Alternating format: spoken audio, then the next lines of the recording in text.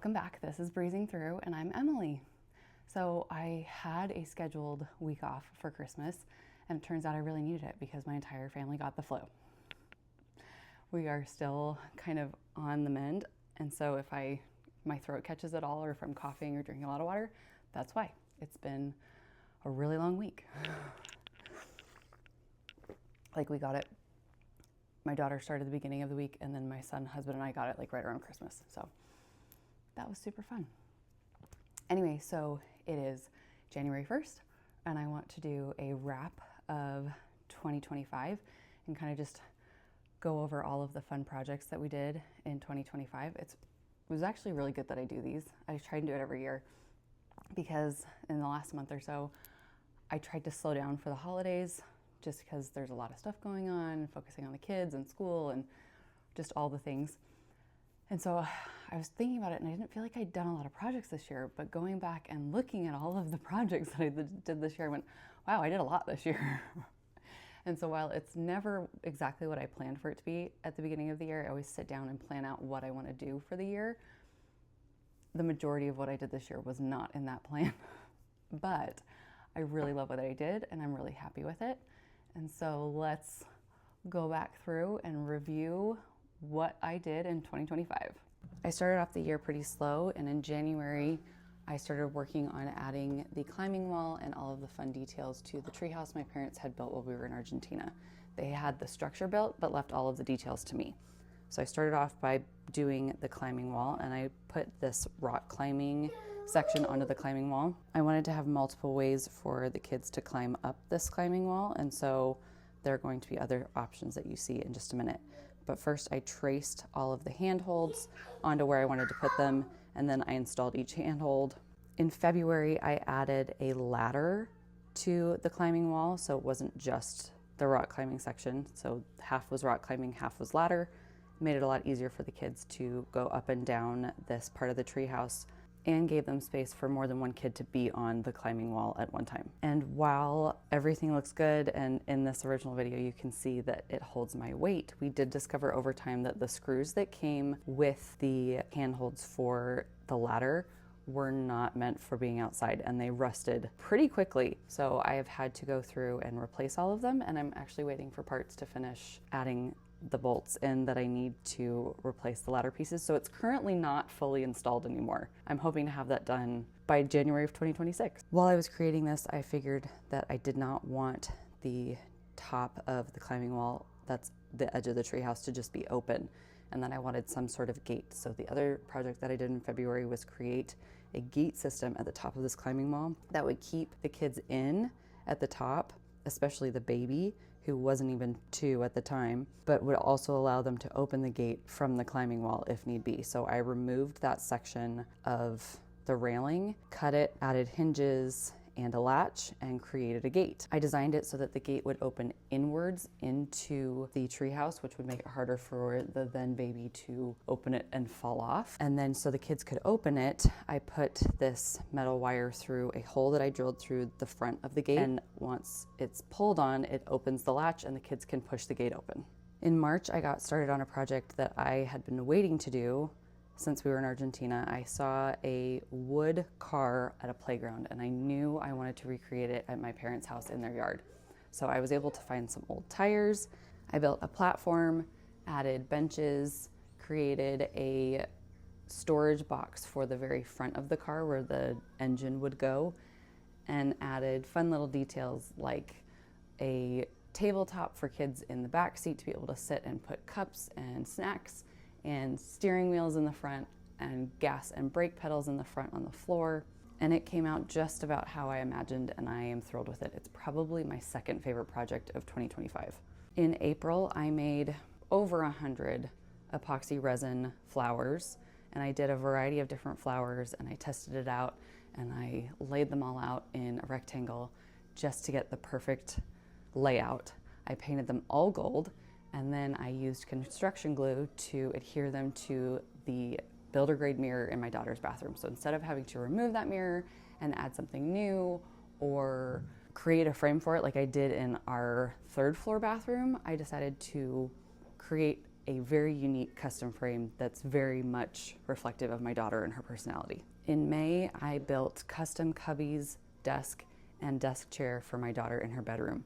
We discovered that she really needed a lot more surface space to play on. Otherwise, her stuff was just getting cluttered and things were going everywhere, and it was just a giant mess. So I came up with this idea of using the entire wall underneath her windows and created cubbies that we could put storage containers in, and then a desk in between them so that she had plenty of room to create and write and draw and design and play.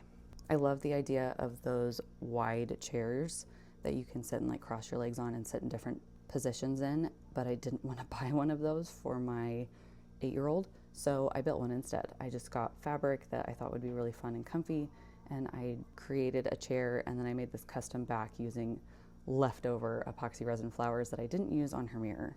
In June, I started the process of tackling my son's room in the guest room space, which is the entire 3rd floor. I started off by cleaning out the closet and completely rearranging it. This is really the only storage up here, and up until this point, it's served us really well, but I really want to use as much floor space as humanly possible in the big room, and so I wanted to take the dressers out of there. So in order to do that, I took out some of the shelves that I had previously put in here a few years ago, and I put the dressers in here instead and used all of those drawers for storage for all of the stuff that was on those shelves, and it worked out really well. This was just the beginning of this project, because this project took me through the end of the year and is going to take me into 2026. In August, I started making additional pieces to go with our nugget. So when Joann's was closing, I found some great fabric that was really similar to our nugget covers, as well as some fun foam shapes. And I decided that it'd be really fun to add these additional pieces to our collection, just as fun pieces to have, because this was going to end up in my son's room. And I made covers for these shapes in both green and pink, because those are the covers that we have for our nugget, and I wanted to have options. And just like with the nugget, I made them removable and washable, because things happen and these are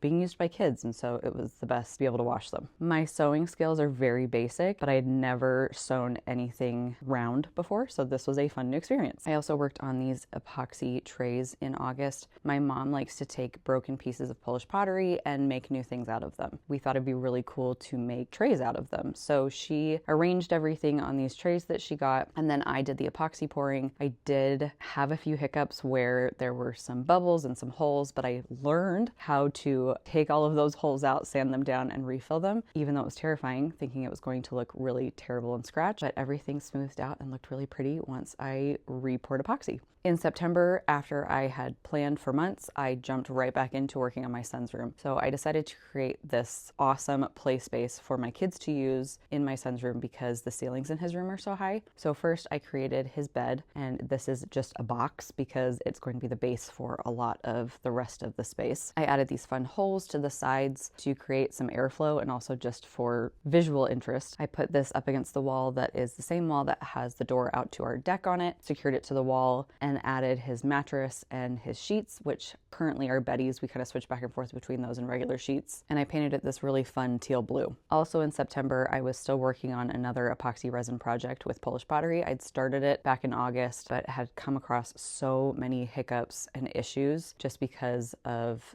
the frame that I was using. I was making a Polish pottery table out of a wrought iron table frame that did not have a bottom or sides or a top. So it was really hard to make this the right shape and what I was envisioning in my head. And I'm going to be honest, I have never up to this point done a project where I very seriously contemplated quitting and just leaving it as is, like I did with this project. This project really pushed me and really made me sit and think and come back and come up with solutions. And it was really good because it really made me expand my creativity and my techniques and my skills to the point where I am actually really proud of this table. Will I make another one? Probably not anytime soon. I may in the future eventually, but not anytime soon. Not in 2026, that's for sure. Meanwhile, I was still working on my son's room. I moved to the opposite side of his room where the other base for this whole structure was going to be, which was the reading nook and the slide platform. I built this little structure into the corner and built a slide out of wood and melamine, and then added floating shelves for under the reading nook. I created a little ladder on the plywood, painted everything. I did blue for the reading nook and underneath the reading nook, and then orange for the slide.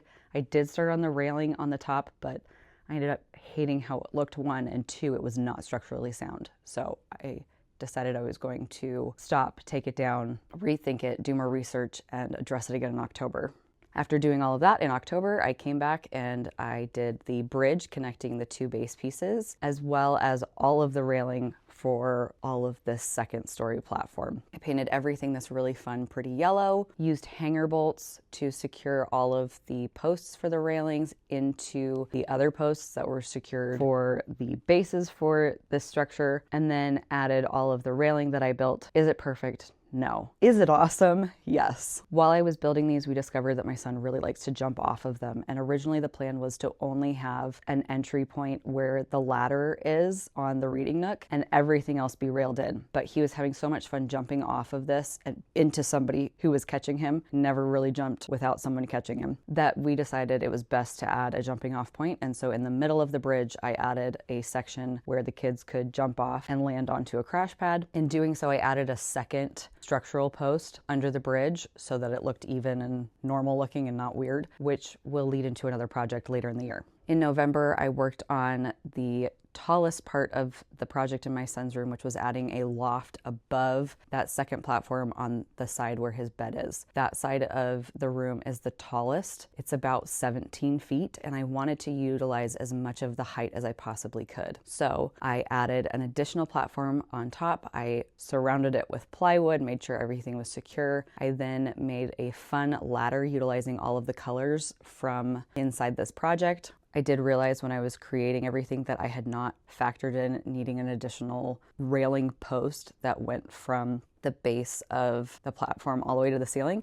And so I needed to take out railing and fix that. But once I got everything in and secured, I then added the ladder, and there's this really great space underneath the loft that's surrounded by railing that still allows for a lot of light, but also there's this fun loft space at the very top that utilizes all of the height in the room. In December, I started adding the really fun things to my son's room. So remember the jumping off point? Well, I wanted a rope ladder here so the kids could also climb up once they jumped off. I looked and looked everywhere. I ordered multiple rope ladders and tried to secure them, but they were all too big because this was a very specific set of measurements between these two posts, and I didn't want something that was hanging over the edges. I did some research and I discovered that it actually isn't that hard to make your own rope ladder. So I ordered a lot of yellow rope and some pieces to secure them together, and I created this rope ladder between the two posts, which I love. It is exactly what I wanted, exactly what I envisioned, and instead of having a random jarring color that does not go with the rest of the room, the rope ladder is yellow and it matches everything else. The very last project I did in December was to make a ball run in my son's room. He is obsessed with balls and cars and anything with wheels. And so I wanted to utilize some of the wall space and the height next to his bed in the loft to create a ball run. I went and I got gutters from Lowe's, just vinyl gutters, and I cut them down to size using my multi-tool. I then decided to try and paint them so that they would go along with the rest of the room and add another fun pop of color. And I was able to do that. They do chip a little bit, but once I had them all installed and I do all the paint touch-ups on this entire room later in 2026, I will fix those paint chips. I'm not super worried about it. And while I put it up the first time, I put it up for aesthetics and not for function. I realized when the first car I put down the ball run flew right off the first bit of the ball run that I needed to take it all down and try again. So I did that and I fixed it. And now it works and it's awesome. And it goes from the very top of the loft, and there's a little hole that my son can stick his arm out of and drop a ball or a car in, and then he can watch them go all the way down to the bottom right next to his bed. And I will say for 2025, my favorite project so far has been the entire cumulative project of working on my son's room, because it has been so fun to do. It's been such a great creative outlet for me because I've been adding so many fun things, and it's just going to be a fun, awesome, great use of our space when I'm done with it. So that's it. It's quite a year. Again, not exactly what I had planned, but I love everything that I ended up doing. Some of it was out of necessity, and so it ended up being done sooner than I was originally planning on. Some of it was just spur of the moment, decided to do it. Just how it goes sometimes. I do sit down every year at the beginning of the year and kind of plan out the projects that I'm going to try and do that year. I don't know why I do this because it never goes that way. Things just often happen based on my availability, my husband's travel schedule, the kids' availability. Just, there are a lot of factors to it. And if something becomes pressingly urgent, then I need to get it done. So we'll see. I'm excited to see what 2026 brings. I have a lot of projects in store, so many things, including continuing to work on my son's room. If you've been sticking around for that, you know that has been a long process. We are getting towards the end of his side of the room, and then I'm going to be starting to work on the Murphy bed and the storage around the Murphy bed on the other side of the room pretty soon here. So make sure to check back for that. If you like this video, make sure to like and subscribe so you can see more videos like it in your feed. Thanks for watching. I will see you next time.